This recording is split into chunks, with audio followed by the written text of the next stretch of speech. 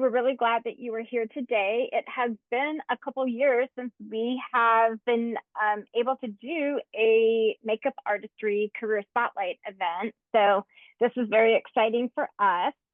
And I would like to introduce Terry Lodge, who is our speaker. And for you students here, if you want to put in the grade that you are in school, what school you go to, and why you are here, what made you want to come to today's career event, if you want to put that in the chat, we will share that in just a little bit. So Terry, thank you again for being here. Terry Lodge is a professional makeup artist, and she is known for her expertise in beauty, editorial, and special event makeup. With years of industry experience, she has worked with a diverse range of clientele, ranging from individual clients to fashion and media productions. Terry is passionate about artistry and transformation, and she has specialized in creating customized looks that enhance natural beauty while staying on top of the latest trends in the industry. So we really appreciate you being here with us today. And I don't see any answers in the chat yet. So let's find out. Terry, can you share with us your career journey and what led you to become a makeup artist? Okay. Yes. Hi, everyone. My name is Terry, and I am a professional makeup artist. I have been in this industry since 2005. Um, I started out, I didn't come directly into this industry. In fact, I kind of fell into it. It was started out as a hobby. Prior to that, I'd gone to college for business. I'd worked in corporate America. I have two master's degrees and two others half finished, none of which apply to this industry. Had babies and just started working for Estee Lauder back in the day, doing event makeup for, they would have events on the weekends and makeup events. And I started working there and didn't have any idea what I was doing. And so they would have national artists come in who had worked on London Fashion Week and Paris Fashion Week and New York Fashion Week. And so I basically got trained by these people for 3 years, and got some of like the top makeup artists in the world. And then started my own business in 2005. And I think I worked probably for 4 years for free, just building my portfolio. When you're starting out, no one's going to hire you because you don't have a resume or you don't have a portfolio. So you do what's known as trade for print and you work for free. And luckily enough, I met a photographer who would at least pay me a kit fee, but I think I probably worked for free for easily 3, if not 4 years. So thankfully, I was married and had children because I couldn't have done this without that behind me. It's really hard to pay your bills when you don't make any money. Um, but I did that, and when I first started out, a makeup artist was just a makeup artist. That's all you had to do was makeup. Now it's much more of a hybrid industry. You have to do makeup, you have to do hair, you have to do effects, you have to do barbering and wigs, and know how to at least shape nails. You have to do, it's so much broader and more advanced and detailed than when I started.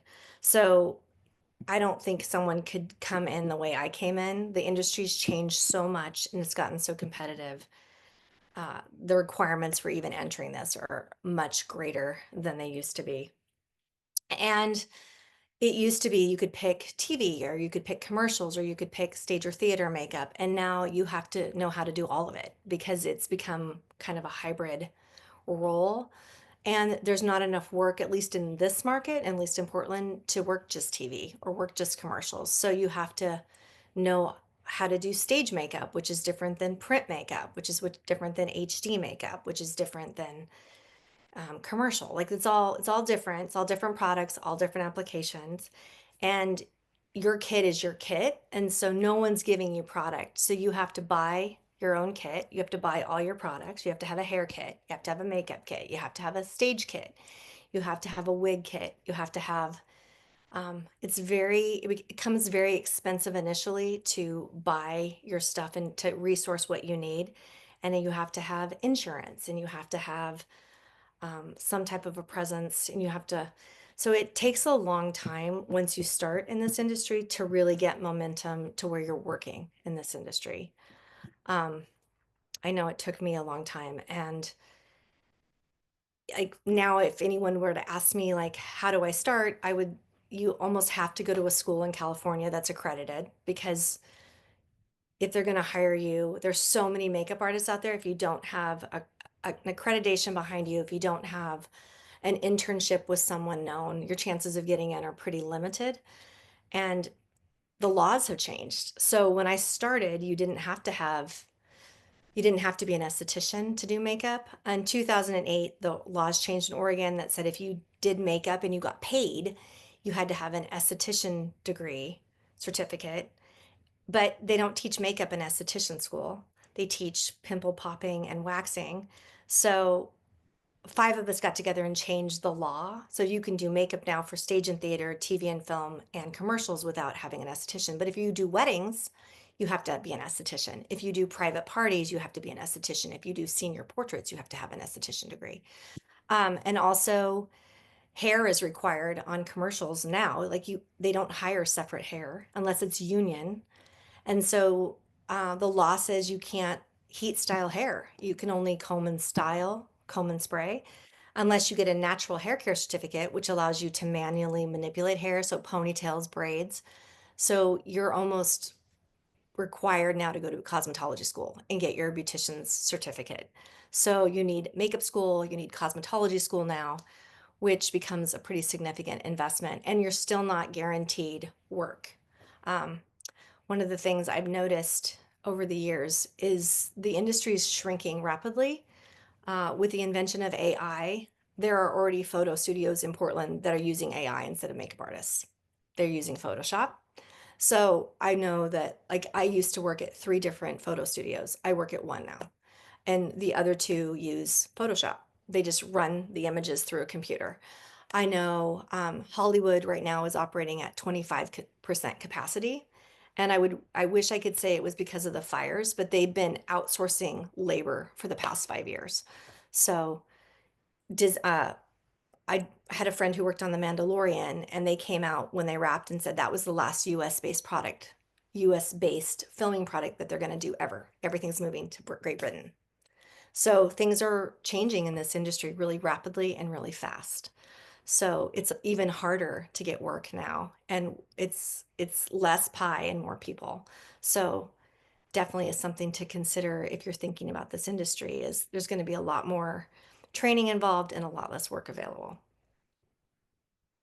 So I worked for free and then got an agent and then thought that was going to be the ticket, and that wasn't the right thing for me. So I had an agent for about a year, dropped the agent.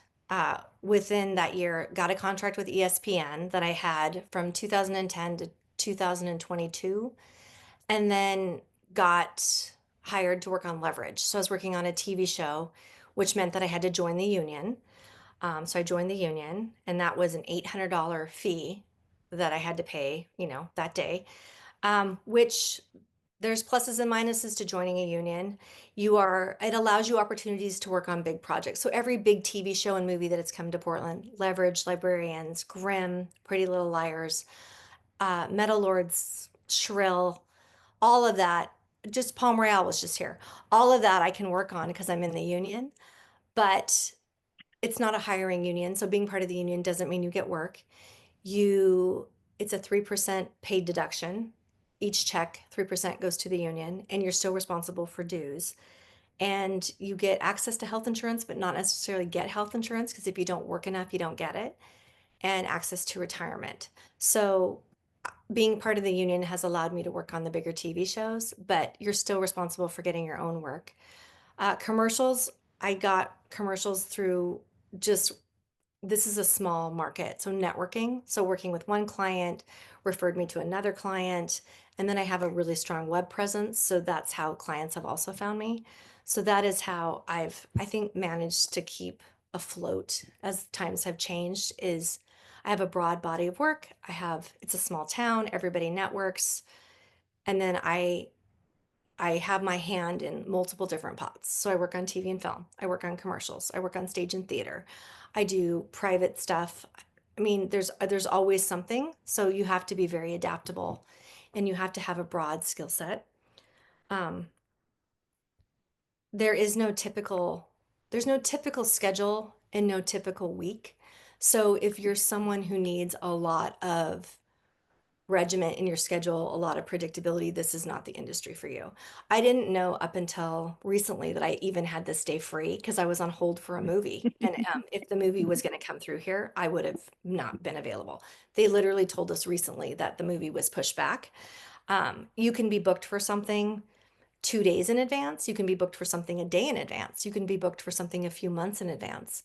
But it's constantly changing. It's constantly flowing. You'll get booked, and I work for a photo studio that'll hold me for 4 days, and up until the day before, I won't know if I'm working, and then they'll cancel. And you can or cannot necessarily offer a cancellation fee because sometimes if you do that, it Mhm. means you don't work with them anymore. So you have to be flexible. And your days, there's no scheduled days. Some days I've started at 4.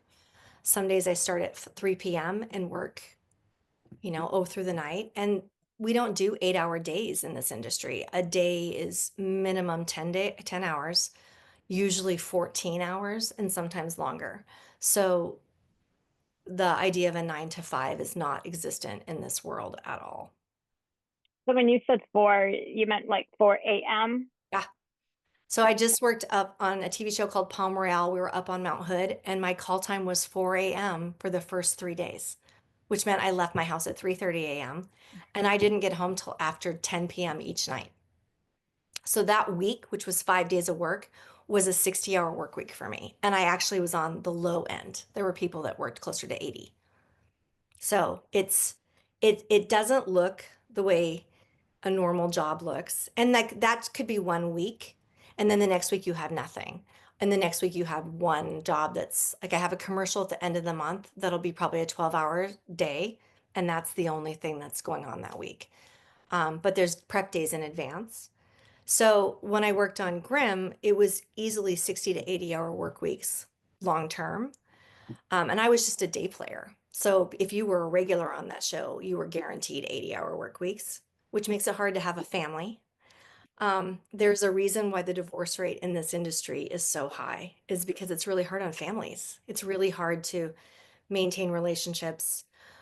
When I first started, I had very young children, and so I worked a lot less.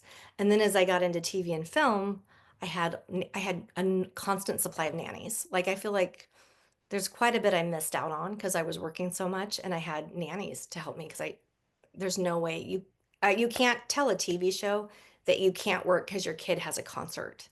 That they'll just tell you that you're fired and bring someone else in. You don't get the luxury of saying, I have a doctor's appointment. Do you mind if I leave? That doesn't exist in this industry. Same as negotiating for your wages doesn't exist in this industry. If you take a movie, if it's a certain tier, like a low budget tier or an ASA, you're either like $23 an hour, or maybe it's $40 an hour if it's a higher level tier film. There's a makeup school in Portland, and she says on her website that you can make $2,000 a day.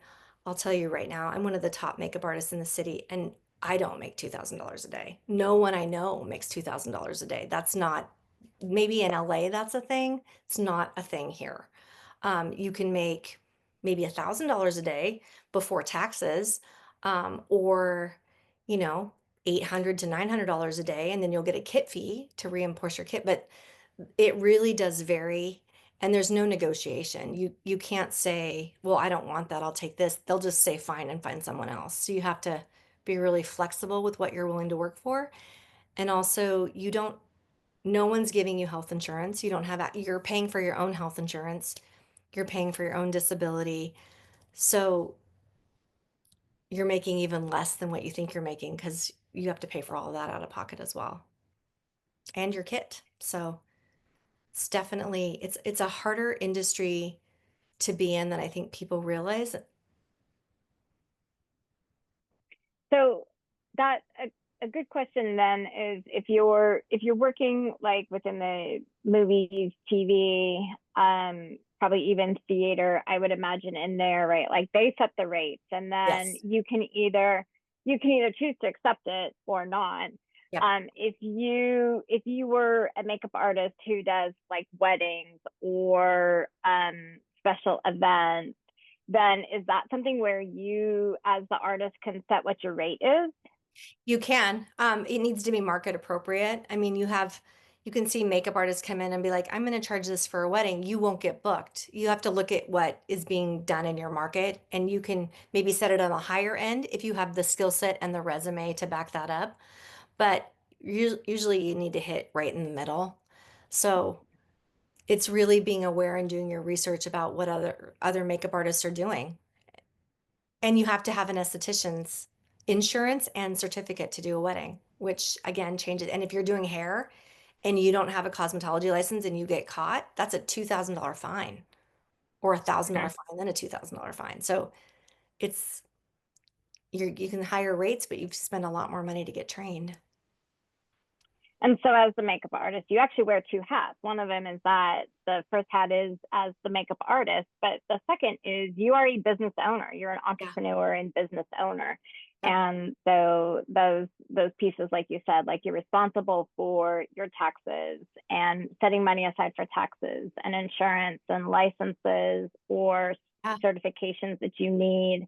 Yeah. And so with that is with you, because I know you have gone down to California and done work down in California there. So do you have to have different licensing down there? So like if you are doing, like, does California require you to have an esthetician's license? Yes. You have to be aware of what different states have, correct? Yes. Yeah. So like if when I've gone down to California to work, it's always non-union because I'm not a member of that union. Even though it's the same EOTC Oh. union, I'm not part of 706. And to even join 706, I would have to live in LA, and that's Mm. $11,000 to join. And you have to work so many days in that union. So, and you do have to be an esthetician down there if you're doing makeup at all, for union or non-union. So I like any work I've done has been stuff that's been here that's gone down there. I don't work down there anymore. I've worked in Montana, I've worked in Utah, those places I can work, and I'm always under the production's auspice, so things change a little bit under the production versus the state. If I was doing anything apart from that production, there would be a lot more things I would have to have with me to in order to do that. So yeah, and you have to do self-employment taxes. Like if you don't pay those, you're going to get a nice little surprise at the end of the year. And my taxes are more complex because I run a business and I'm also hired as a makeup artist under myself. So it's two different tax structures. It gets very confusing Mm. tax time, how they tax me. So you have to have a good accountant because I can't keep track of that. No. You're an artist, not a Yeah. not No. an I'm like, accountant. here's the paperwork. Good luck. Yeah. Right. Yeah. So in there, you talked a little bit about like the clients that you have had, and so in creating a portfolio, how do you find and continue to expand on your clientele? You know, that's a really hard thing to do in this town because it's so small and everybody knows everybody now. So really it's networking and it's keeping up those relationships. So it's checking in with people I've worked with before.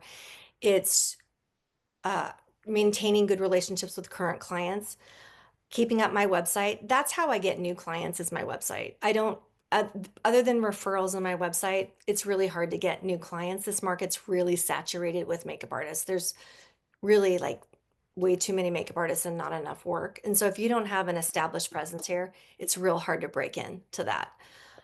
It's, calling old clients, it's making sure you're spending time with new clients and really getting to know and having really positive relationships. I don't even honestly know how I would go about even marketing myself to new clients because Nike's taken their work away down to LA. Adidas has reduced their workflow. There's not new clients here. In Mm, fact, everybody's moving away. Like every year you watch the base get smaller and smaller and smaller. So mm, it's interesting. shrinking here. Well, I think this would be a good time that we share with students from your website so they can see some of the work that you've done and have an opportunity to talk about that and what it looks like because you have such a broad and expansive portfolio. So, Yeah. Jessica, if you wanna Yeah, I'll share my screen and then you just tell me what you want me to click on.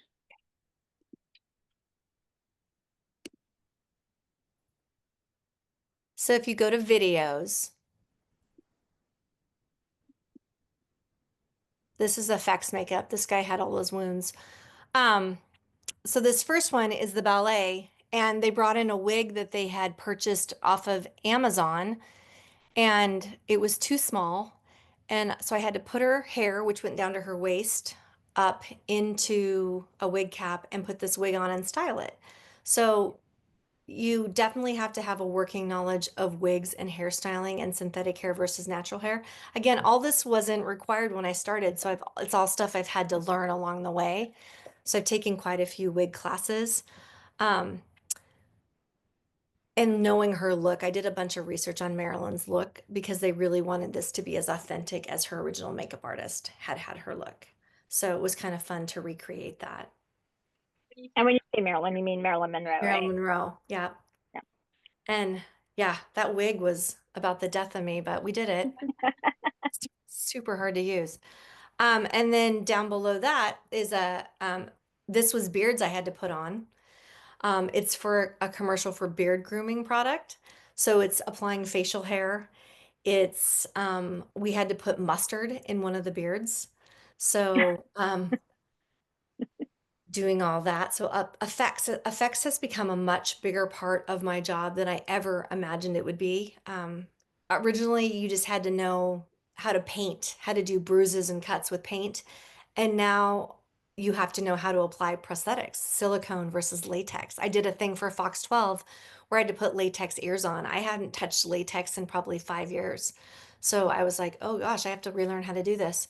Um, Down below there's one with wounds. This is a car. This is just basic beauty. Car commercials are usually basic beauty, but there's some down below where they have wounds on. This is also that's a drinking commercial.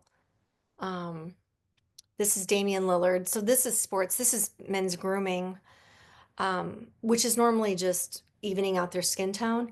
He is very particular in what he wants. So it's much more directed by him than by me, which is normally how that works. Um, but we just work for his preferences. And Um, so then that's the interesting point that makeup artist you're working with different types and textures. There's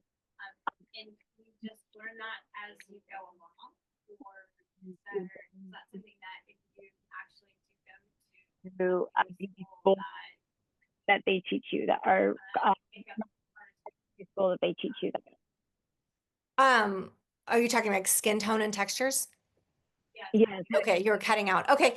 Yeah, I mean, that is something that you have to like color theory is the most important thing you will ever learn about makeup because everyone has an undertone. You look at your wrists or your arms, are your veins green? Are your veins blue? If they're green, you're warm. If they're blue, you're cool.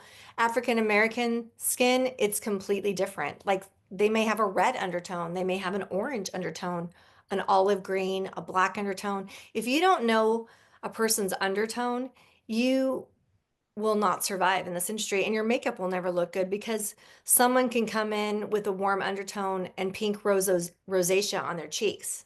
Then you got three different colors you're trying to work with. So you got to know your color theory, you got to know skin texture, you got to know your products. Because the products I put on a 20-year-old are not the same products I'm going to put on a 50-year-old. The young actress that comes in who, is on a sitcom is not going to be the same one I put on she's in her 60s and retiring. You got to know skin prep. You got to know your skin, what products to use on the skin.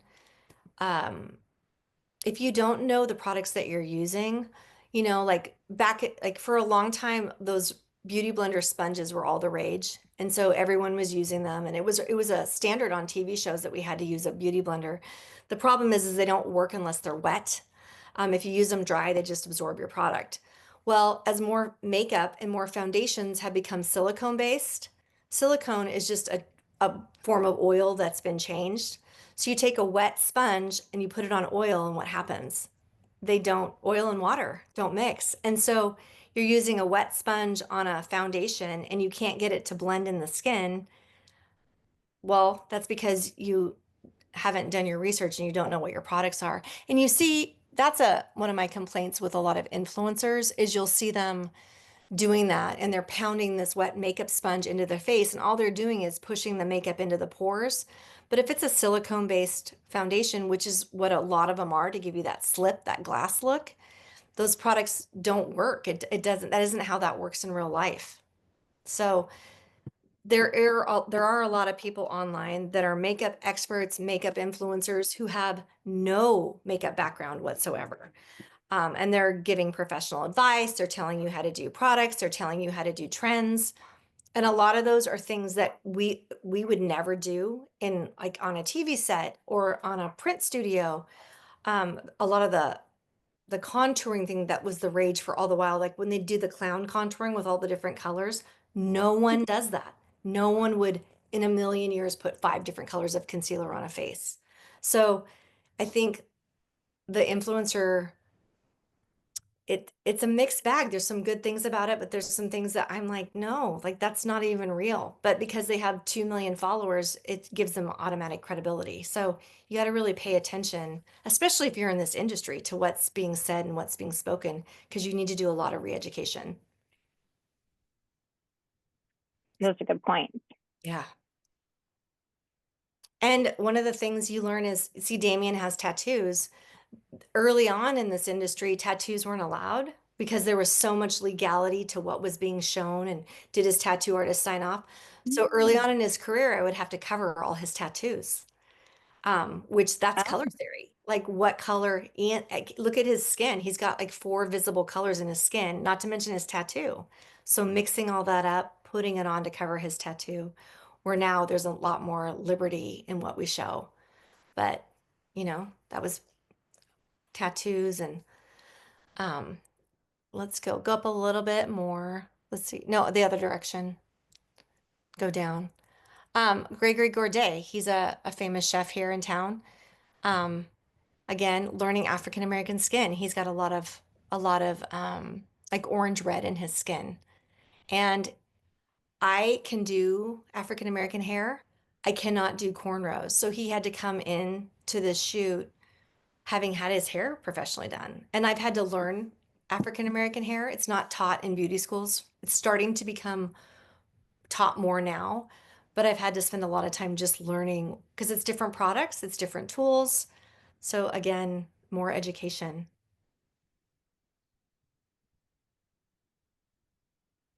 Again, there's Damien. There's a lot of Damien in here. We have a long history. Um, a lot of these are car commercials. So it's all just basic beauty makeup, basic grooming, nothing extraordinary, nothing hard. These two I had to make sweaty. So that's Ryan Garcia. So it's knowing what products to put on the skin for sweat. I Damien again is very particular about what's on his skin. So I would custom blend an oil blend for him that had apricot oil and vitamin E and a little bit of olive oil. And that's what I would rub on him. I put Egyptian magic on his face because that's a moisturizer that is natural, but it's bee based. So you have to ask your talent, are you allergic to nuts? Are you allergic to bees? And then water would spray on that for water beadlets. Back in the day, people used glycerin. No one uses glycerin anymore. It's messy, it's sticky, it gets in their eyes. So a lot of the products for sweat have changed. You can buy pre-made sweat, but it's very expensive. It's just easier to make it yourself. when you do commercials, who determines look that the actor is going to have as far as their makeup? Is Do you get to pick that, or they tell you, I want them to be fully made up or look natural. They can have cat's eye, they can have a smoky eye. Like, who determines That really depends on the job. So I'm going to do one at the end of the month and they want zombies. And I met with the client recently and they were like, this is what we want. And then I was able to be like, well, with your budget, this is what we're going to do. Like, this is how this will look. Um, TV shows, I did a movie this summer and they came in saying they wanted Zoe Chow to look like this. Well, that immediately when I saw it, I was like, oh, I don't think that's going to work. And so I took it and adjusted it for me, and they liked it. So there is some freedom in there. It's just, it's very much a tentative back and forth game because I can say my opinion, but really no one's necessarily interested in my opinion. And so I can either do it the way they want, and then they can be like, that's horrible. Or I can, usually what I try to do is head that direction and then adjust it to what I know is going to look best. And then that usually has worked out the best. But it's really not possible to argue. I mean, there really is, it's kind of my joke. Like, it's like Downton Abbey, there's an upstairs and there's a downstairs. So above the line are your producers and directors, down below the line is the crew. It's you don't have the leeway or the freedom necessarily to argue and exert your expertise. I don't think people really care above the line. Like, it doesn't really matter. So you kind of have to have some tough skin. Yeah, you really do. Because I mean, there's times that like someone's going to criticize your work and it really could has nothing to do with you necessarily. It could be the direction that you were given, but it still reflects on you if they don't like it. Um, and it depends on your talent. Like, that's the plus side and the downside, I think, in this industry for me is working with celebrities. Because, you know, sometimes I've met people that I've idolized for years and it's been really disappointing because they're not nice at all. And then I've met other people that are great. And so it's learning how to work with those personalities. I mean, I've had actors throw things and have temper tantrums in my chair. I've had other actors be like, I don't care, whatever you want to do is fine. So you really have to learn how to interact with people and understand their dynamics and not take personally what is being said.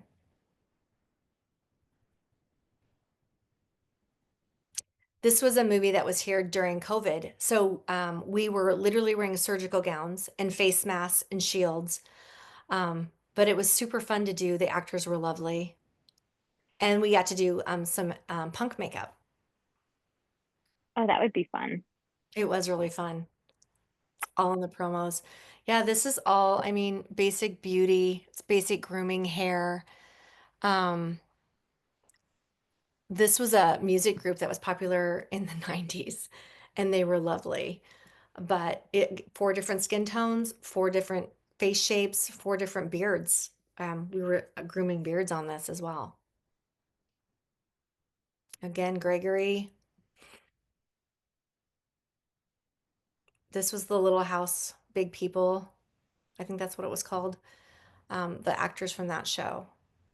And they're lovely. Again, Damien. Um, If you look under images under like creative concept, you can see like makeup that is not, so go down to creative concept. So that's makeup that is not the norm. So these are like most every job I do, it's basic grooming, it's basic beauty.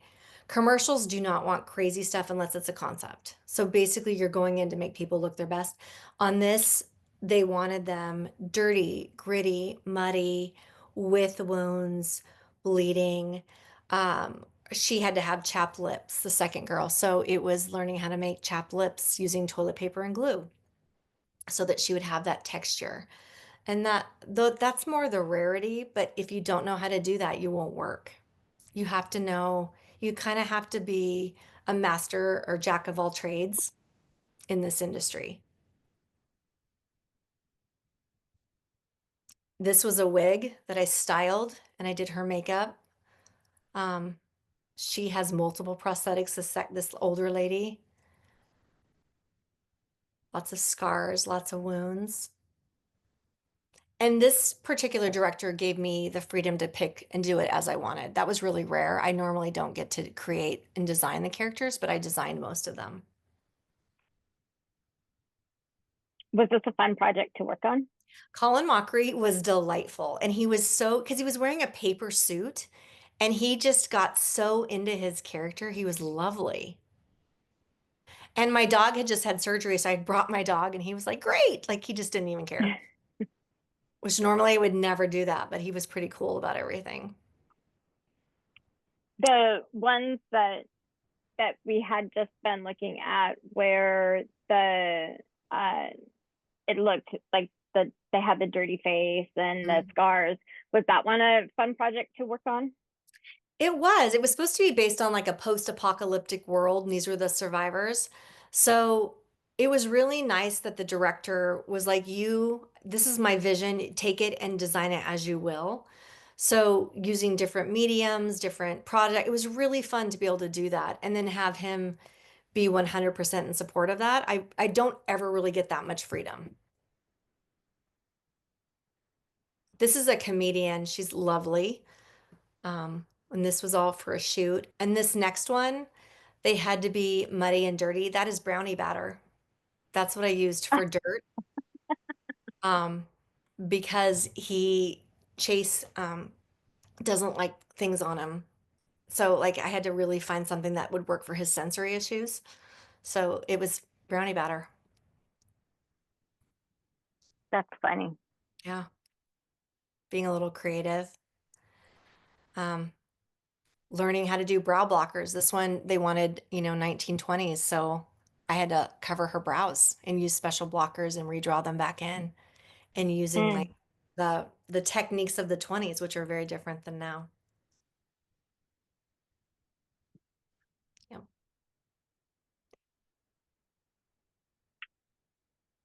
So it's all different. I mean, notice that she has period hair, like learning how to do Victor rolls, and so a lot more education because it was supposed to be like the 1950s office. So everybody has period hair, period makeup.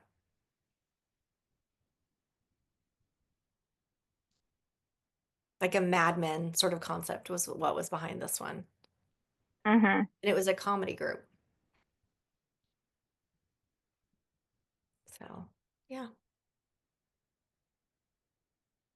And then there's fashion makeup, like high fashion makeup, which is different than like beauty makeup.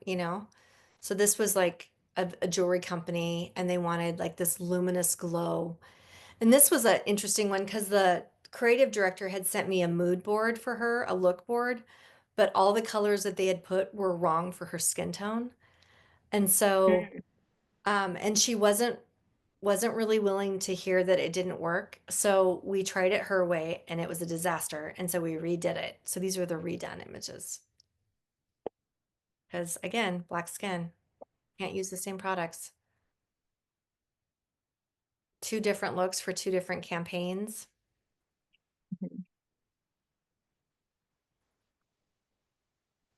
Like more high fashion makeup, what you'd never do in a, normal everyday beauty shoot.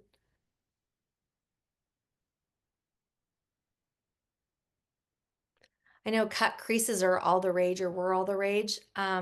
You would never do that on a shoot. You would now, unless it was a movie character on a TV show or a movie, that's something that is never done.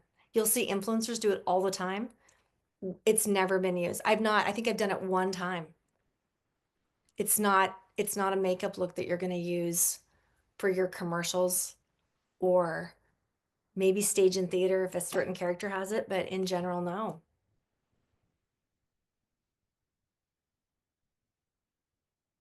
So, I mean, notice there's a lot more hair in these. Hair, Mm-hmm. hair is, you gotta know hair.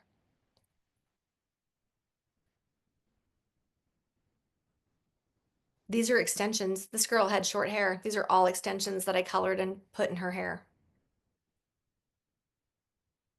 So again, another skill set.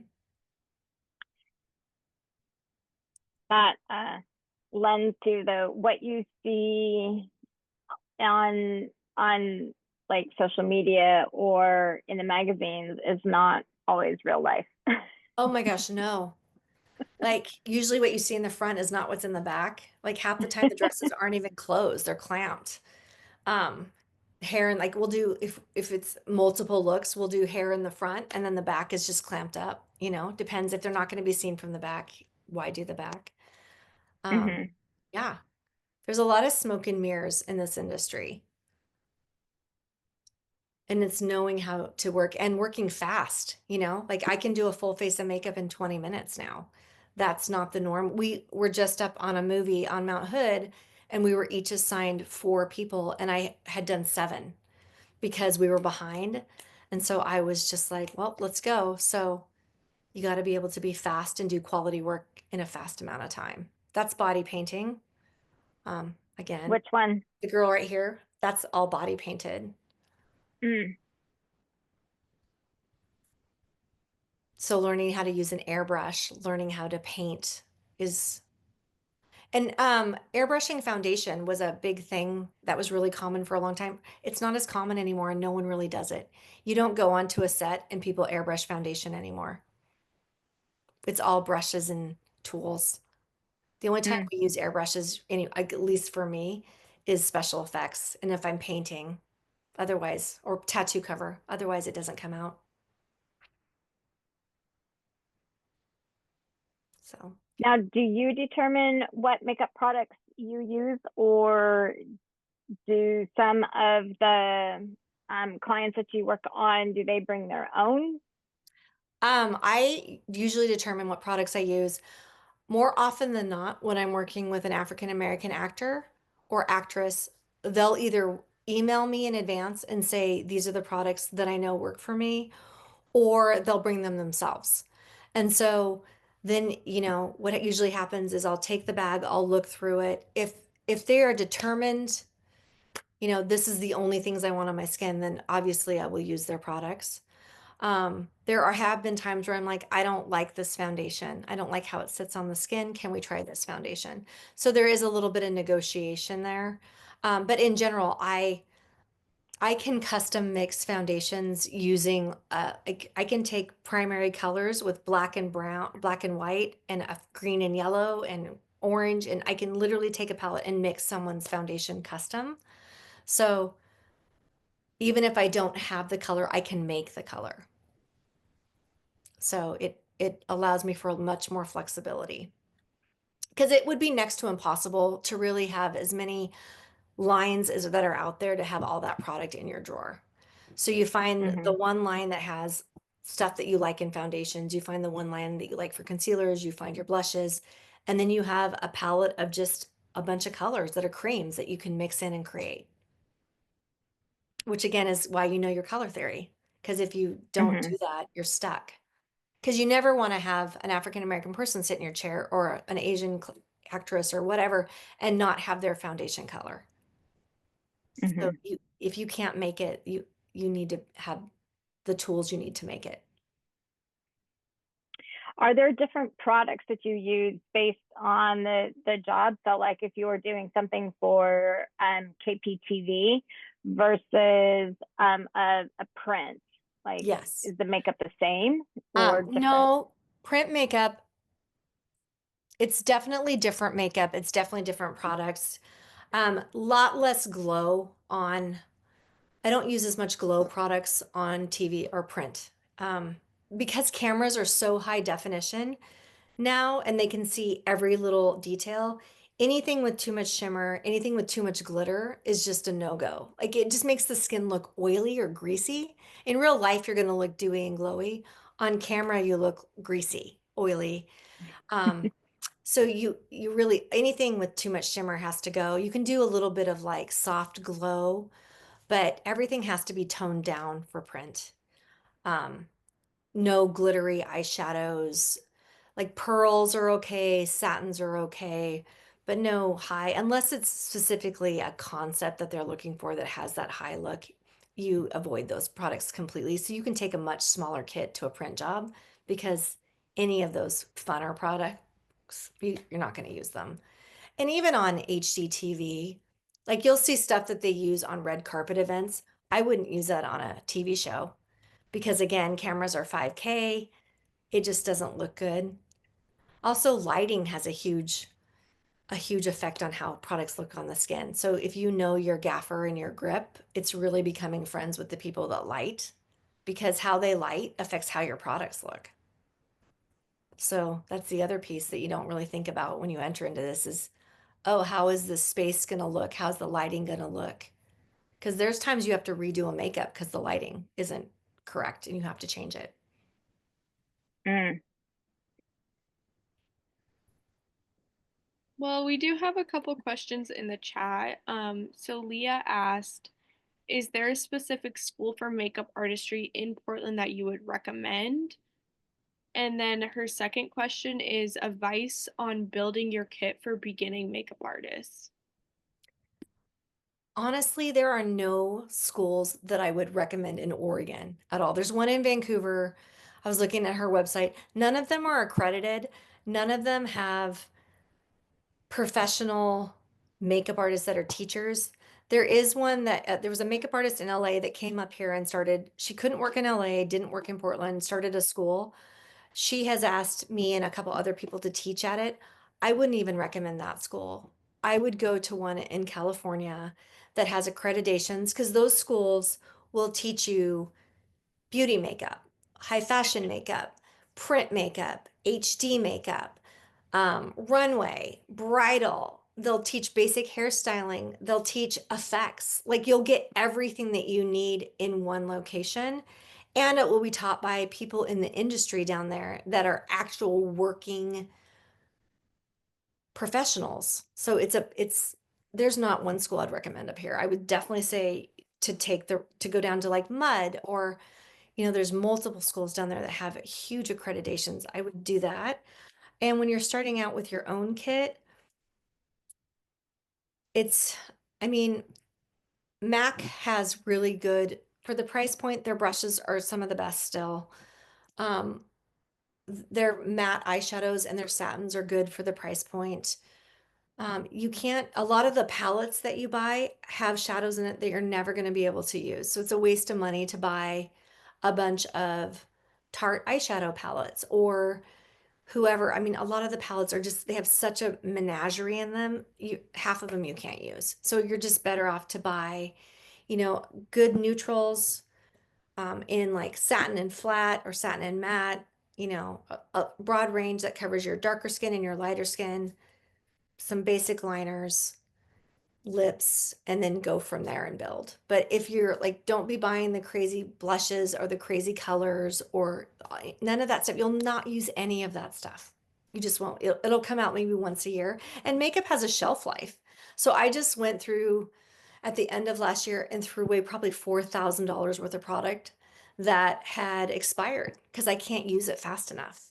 So I buy this whole line for this or I buy this for this and I don't use it fast enough and then it goes rancid. Powders last longer, but if you're not doing proper sanitation and sanitizing in between each client and sanitizing, um, your products go bad and you can make someone sick. So proper sanitation and hygiene is huge because MRSA can live on a counter for 6 weeks. And the last thing you want to do is give someone MRSA. So Yeah, cool. Desmond asked, what are the most and least rewarding parts of your job? um, the most rewarding, I like that I like having a flexible schedule. I like that some weeks I'm so busy I can't breathe, and some weeks I have nothing to do. Um, I don't mind that. I know for other people it's very scary and stressful. Um, one of the hardest parts of our job is you don't get a consistent paycheck. So if you don't know how to budget, you can be in a very bad place because we all know that if we've done this long enough that January through March there's little to no work. So if you haven't saved up money to cover all your bills for 3 months, you're stuck when you get to this part of the year because there's really no work out there. I was lucky enough to work in January. I worked in February, but again, I've been doing this for 20 years. So it's easier for me to do that. Um, but I know that's not the norm. But you have people that are, like don't understand how to budget and are losing their minds and panicking because they don't have any money. Like if you don't know how to budget and save, you'll be stuck.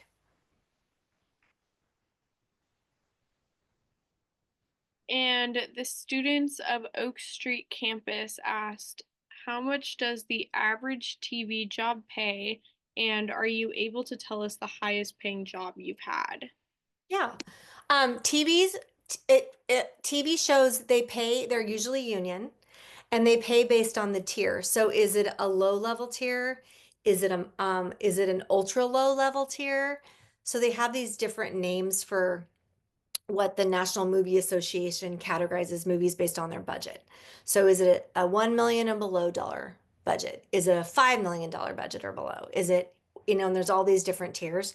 So I just worked on a movie where the rate was 23.97 an hour. And I got $25 kit fee for your makeup and $25 for your hair, which that's probably one of the lowest TV shows I've worked on in probably 10 years. But then I worked on the one in November and December, and that's union. So I'm getting, in addition to getting an hourly wage, they're paying into your healthcare fund and they're paying into your retirement fund. So that's different than your hourly wage. But that one was $40.97 an hour. And then you get double time after overtime, time and a half after 10, double time after 14. So really the way you make your money on TV shows is overtime. You're just giving up your entire life. I mean, it's this mix because you don't make a lot of money on a TV show unless you're working overtime, but the cost of that overtime is your health and your life, basically. But that's how you make your money. I mean, during COVID, I could I would bill out $1,400 a day for a 10-hour workday. And then if I got overtime, things have rolled back since COVID. So generally, I make about $1,000 a day on a commercial for a 10-hour day. If they go over, it's overtime. Um, Sometimes it's 900 depending on their budget. It's not usually less than that because again, I've got all these years of experience. So that's kind of my baseline. Um, it's definitely not the $2,000 you'll see on like I think the Art of Makeup says you can make $2,000 a day. You don't make. There's no one in this town that makes $2,000 a day. No one. That's not even a reality. And if you work sports like ESPN, I've had a contract. I still do basketball with them. Um, it's $800. Like that's the rate they'll pay me. And I'm not there for like I'm maybe there 7 hours. So for me, it's fine because I'm not going to be there super long, and it's usually two men, maybe one woman, but you don't really get to pick your rate. You just kind of take what they have or you don't take it. So, print is up. So I think that ranges about $800, but you're there only 8 hours. Again, that's fine. It's easy work. Um, but there is no consistent income. There is no consistent rate. Every job's different. When you were working on a set, so like when you were up at Mount Hood, how much of it are you actually like working on the actor and then like your downtime and what are you allowed to do during the downtime? And do you have to be like ready at moment's notice if they're like they need you to come do touch ups? Like tell us a little bit about that. It's this really like it's hurry up in the morning to get everyone ready, and then you're on set kind of just watching the monitor. You can be on your phone a little bit, but you really are expected to be watching the monitor, if your actor's on camera, you shouldn't be on your phone. Now, if you have an iPad or you have an app on your phone that lets you log into the camera, you can be on your phone. Ideally, you're not supposed to be on your phone unless you're Why is that? texting because you're going to miss your actor. If my actor goes on and she's, brushed her face and her lipstick's down here and I'm not watching camera, I'm on my phone, I've ruined that take. Like we can't use that because her makeup looks awful. So I need to be watching her to see she doesn't rub her eye or she doesn't have a booger in her nose or she doesn't have food in her teeth. Like my job is like there is a lot of that. Like people don't talk about that, but like there's definitely times where I've had to like help someone pick their nose or wipe someone's teeth off or like I'm removing a booger out of someone's eye or something. I'm just, you have to watch all of that. So you have to pay attention and you're not usually sitting. We all have these like really nice set chairs that are really heavy. I have stopped bringing my nice set chair and just bring the uncomfortable portable one because I sit in a 12-hour day, maybe 2 hours. I'm usually standing on whatever floor we're at or wherever we are watching the monitor because I need to see my actors. We were up, so Palm Royale came up here from LA, shot up on Mount Hood. They were using it like it was like a Swiss village type situation. We were outside. I was in a heated snowsuit. I was in boots and a hat, and I had three actors to watch. And like, you're outside in the rain, you're outside in the wind, you're outside in the, like, you're not inside seated in a warm, comfy studio very often. So, I Wait, I mean, just looked up the cast for that. So did you work with Kristen Wiig? she was here. I actually covered like Josh, I covered Leslie Bibb. Uh-huh. Um, yeah, they were up here for a week, but we were outside on Mount Hood, and I don't like that was during that blizzard, little snowstorm out there, Hmm. you know. Oh, I didn't know Kaya Gerber was in that too. She is, yeah, and she looks as perfect in real life as she does on camera. Like, yeah.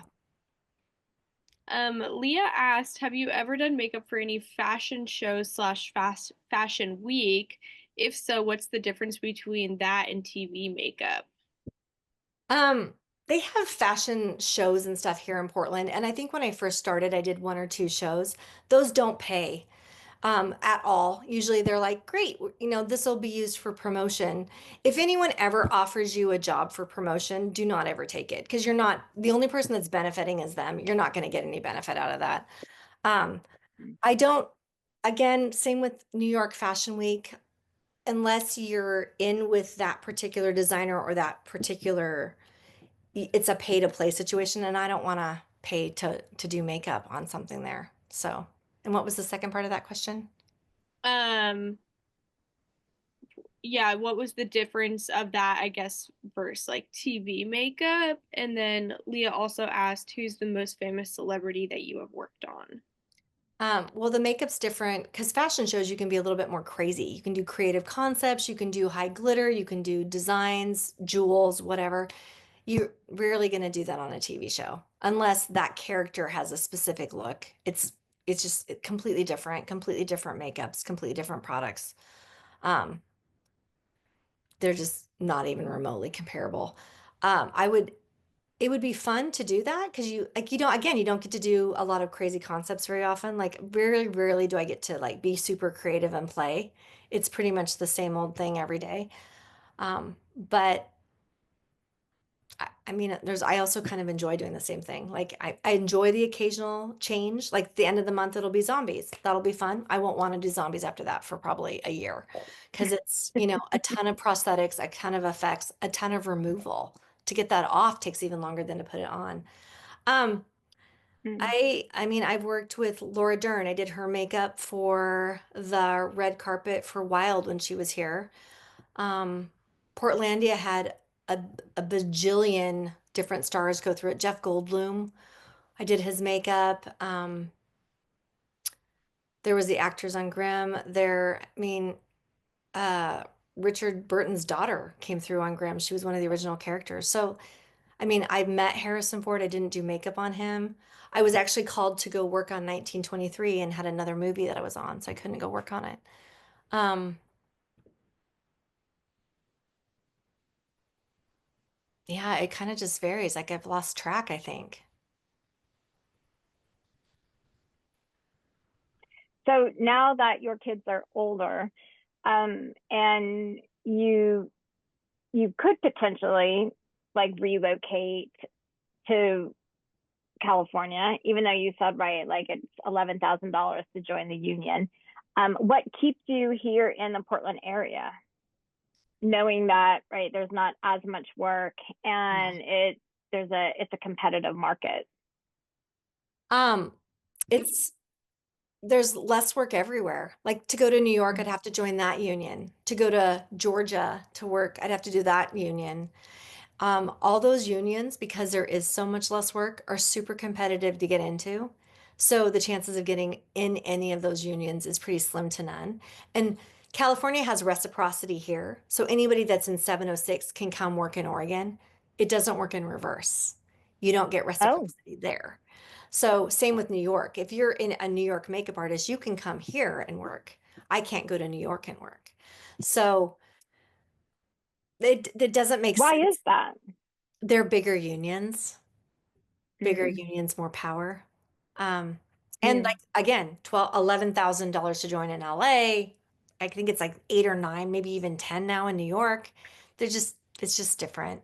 Um, and work is going away. And like, I mean, Hollywood legitimately is at 25% right now. Studios have shuttered their doors. People, a lot of filming has been in Canada for the past, I'd say 5 years, if not longer, but it's now going to Great Britain. Great Britain's the new hub, the new hive of production. mm. So Disney took all of Star Wars there. Marvel, which was in Georgia and Canada, is now moved to Great Britain. So, and they don't hire from the US. They hire Great Britain crew. So it doesn't make sense. Eventually, I do think that this industry is going to like get smaller and smaller and smaller because AI is taking over. Makeup artists on TV and film, like they're already using CGI to de-age people or to age them. So rather than having us age them with prosthetics and appliances, they're using CGI. It's cheaper or faster, maybe. So I think Hmm. eventually there won't be as much need for makeup artists. Like I think within the next 10 to 15 years, we're going to see a huge change and it won't be a sustainable career anymore. People are already pivoting out. So then the need might be more and more like you were saying, like wedding or like just doing business photography, Yeah. small jobs like that, as opposed to Yeah. the larger. And you won't make a living doing headshots as a makeup artist. So really, it'll Hmm. pretty much bring it down to weddings or private events because they won't be as much need for commercial or TV and film. And so with that, like here at least you've because you've worked in the industry for so long and you've developed those relationships and have nurtured them. You have a reputation that is really high. If you decide if you had the money and you wanted to go to New York or LA, you're basically starting like you Over. already do have some connections Yeah. through like when the Grim or the Yeah. Palm Royale like are Yeah. down there, it's like they could make a recommendation, but Yeah. basically you're having to start at the From bottom and scratch. And no one cares. Like down there, like I may be a bigger fish up here. Down there, I'm nobody. So no one cares. So I'm literally starting from base zero, trying to network, trying to meet people. And even if sometimes they call them like cattle calls, like bullpens, where like they'll have a TV show or a movie and they have like 25 makeup artists in there because it's a huge background scene. You are literally like one of the crowd. Like no one meets you. The department head doesn't come say hi. You literally like are like down here on the level. So that's the other daunting piece. I mean, I had thought about going to LA for a while, but I have so many LA makeup artist friends who are trying to pivot out of the industry because they're not working that I was like, oh, it makes no sense for me to go down there and try to start over when other people aren't working down there, people that were established. So just gonna write it out here. And plus my home is yeah. here. My kids are here. Well, this has been really interesting, and I will say I now have an even greater respect for those makeup artists who like I watch the Oscars and those who win an Oscar for makeup, and it's like okay, there's a lot more that goes into it, Oh and yeah. I think that's really um really good to know that it's Karen, I'm going to go ahead and share my screen real quick so we could get the students their codes because they're starting to log out. yeah.